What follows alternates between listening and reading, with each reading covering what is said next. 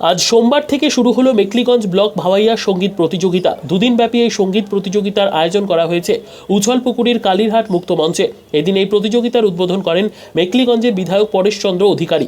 এছাড়াও অনুষ্ঠানে হাজির ছিলেন বিডিও অরিন্দম মণ্ডল, মেখলিগঞ্জ পঞ্চায়েত সমিতির সভাপতি পম্পা রায় বর্মন, সহসভাপতি নিয়তি সরকার, মেখলিগঞ্জ পৌরসভার চেয়ারম্যান কেশবচন্দ্র দাস, জামালদহ গ্রাম পঞ্চায়েতের প্রধান গীতা বর্মন, উছলপুকুরি গ্রাম পঞ্চায়েতের প্রধান গায়ত্রী বর্মন, রানীরহাট গ্রাম পঞ্চায়েতের প্রধান অপূর্ণা রায়, ভোটবাড়ি গ্রাম পঞ্চায়েতের প্রধান লিপিকা রায়, জেলা পরিষদের খাদ্য কর্মাধ্যক্ষ প্রতিমা দেব, জেলা পরিষদ সদস্য কেশবচন্দ্র বর্মন, মেখলিগঞ্জ পঞ্চায়েত সমিতির জনস্বাস্থ্য কর্মাধ্যক্ষ সত্যেন্দ্রনাথ দেউ, শিক্ষা কর্মাধ্যক্ষ শম্পা বর্মন, পঞ্চায়েত সমিতির সদস্য চঞ্চলা রায় বর্মন প্রমুখ।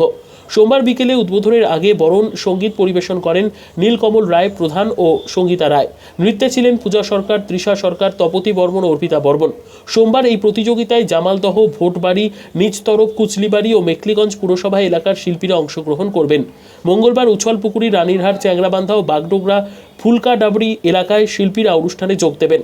উছলপুকুরি গ্রাম পঞ্চায়েতের উপপ্রধান রাজকুমার বর্মন জানিয়েছেন, ৩৫তম ব্লক পর্যায়ে ভাওয়াইয়া সঙ্গীত প্রতিযোগিতা সোমবার শুরু হলো, চলবে মঙ্গলবার পর্যন্ত।